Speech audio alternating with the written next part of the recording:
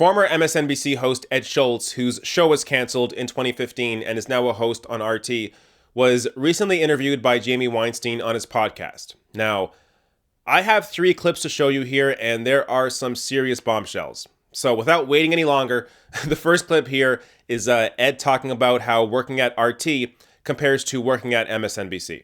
And I want to make this very clear, and I hope your audience consumes this.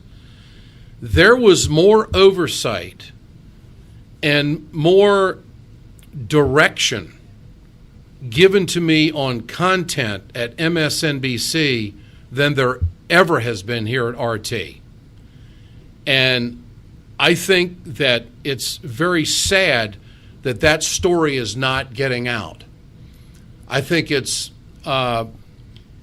many times I was told what to lead with on MSNBC.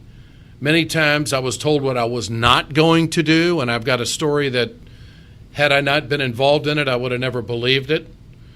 And Phil Griffin, who I consider a friend to this day, was a watchdog, far more than anything I am exposed to here at RT America. Did he tell you what to say? Did he tell you an angle to take?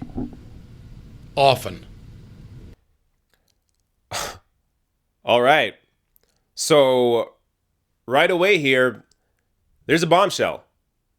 There's a lot more oversight, direction on content at MSNBC than there is at RT.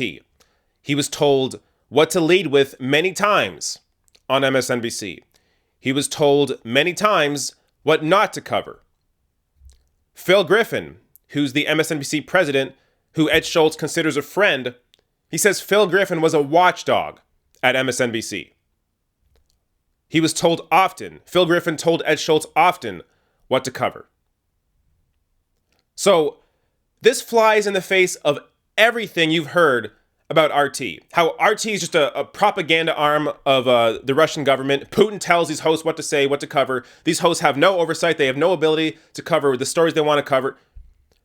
Here's Ed Schultz, a straight shooter, a former host on MSNBC, a guy who was Ed Schultz is not a company guy. He's a no bullshit person, if you ever watched his content. So there's no reason for Ed Schultz to lie here. He's being completely open and honest, even about his friend, Phil Griffin, saying that Phil Griffin was a watchdog. Now, this gets even crazier when you hear a specific example that Ed Schultz talks about. Here's the next clip. Did he tell you what to say? Did he tell you an angle to take? Often. In fact, when Bernie Sanders was announcing that he was going to be a candidate for the nomination of the Democratic Party in Burlington, Vermont, I was the only cable host between Fox, MSNBC, and CNN that was there live to cover it. Now, there were live cameras there, but we had coordinated with the Sanders campaign that at 5 o'clock he was going to make his announcement, and we were going to cover this on the Ed Show. I go to Bernie Sanders' house that afternoon, an interview in the backyard, about a 15-minute interview. The grandkids are running around. It's a big day for the Sanders family. He's going to announce that he's running for president. We're going to carry it live later on in the day, and we're going to run this one-on-one tape with Bernie. 3,000 people are there on Lake Champlain. It's 5 minutes to air, and I get a phone call from Phil Griffin, "You're not covering this." I said, "Phil, Bernie Sanders is announcing he's running for president. He's going to be a president. I don't care. You're not covering this." And it got rather contentious. And Why though? I don't, well, now you're asking me for opinion. I'm giving you fact right now about what happened. Mm-hmm. And other people who were there with me will attest to the fact and back me up that this is what happened. We were told that we had to cover something down in Texas that was totally meaningless, and another press conference in Baltimore, which was already had been in the news for a few days. We're covering Bernie Sanders live. We're coordinated with his campaign. And I'm told 5 minutes before, you're not covering Bernie Sanders. Now, let me give you the opinion. I think the Clintons were connected to Andy Lack, connected at the hip. I think that they didn't want anybody in their prime time or anywhere in their lineup supporting Bernie Sanders.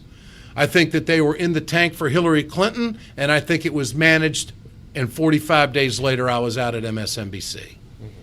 And I thought it stunk. They gave me my contract. I signed a non-disclosure agreement and also a no bad-mouthing agreement, which I felt good with because I thought that this was over time all going to wash out. And I knew if Bernie Sanders didn't win, he was going to run again because the man is determined. So I was patient and took my money and went on. But the fact of the matter is I think I've got a hell of a story to tell. So this is everything that we suspected. That MSNBC was purposely pushing down coverage of Bernie Sanders, or not covering him at all, to benefit Hillary Clinton's campaign. This is the proof of that. So all the times you were told that you were conspiratorial, that, oh no, MSNBC is doing fair coverage. What are you talking about? Oh, they're not covering Bernie? Whatever, Bernie who? Behind the scenes, this was going on. The hosts were being told not to cover Bernie's run. So let me read some of the quotes here. So Ed Schultz had coordinated with Bernie's campaign for Bernie's announcement for his run for president. 5 minutes to air, Ed Schultz gets a call from Phil Griffin, the MSNBC president. Quote, "You're not covering this." Ed Schultz, right here, is being directly told not to cover Bernie Sanders. And the podcast host here asked him, why though? Ed Schultz responds, "You're asking for opinion. I'm giving you facts." Again, showing Ed Schultz is a straight shooter. He's not here to try and smear Phil Griffin or MSNBC. He's happy at RT. He's just talking about why he left, what happened in that situation. And what happened is he was told not to cover Bernie. So, and then he goes on to speculate why, but the facts alone, these facts alone are the bombshell. Now you can speculate, as Schultz did here, speculated as to why, maybe it was because of Clinton's connection to Andy Lack, who's the NBC News chairman, which would totally make sense. Clinton has those sorts of connections to wealthy people, to people in power. All those connections helped her run in the primary. So it wasn't about policy. It wasn't about who was better for the country. It was about who had the connections. Hillary Clinton had the connections and the power to be able to push in her favor to help her run for president. Now, he also mentions there how, this was likely happening to other MSNBC hosts who were told not to cover Bernie. All because of Andy Lack's connection, and really MSNBC's connection, to Hillary Clinton.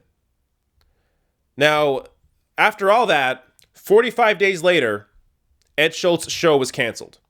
So Ed Schultz was maybe the last guy on MSNBC who was actually a man of the people, who covered issues that affected real workers, real people in the country. And his show was canceled after trying to cover Bernie Sanders and trying to give some light on these issues. And I think it's funny there that he mentions he signs a non-disclosure agreement. I'm wondering if this affects that. Maybe he shouldn't be talking about this. But this is the kind of story where, I'm glad Ed Schultz is talking about this now, but I wish he didn't sign that NDA.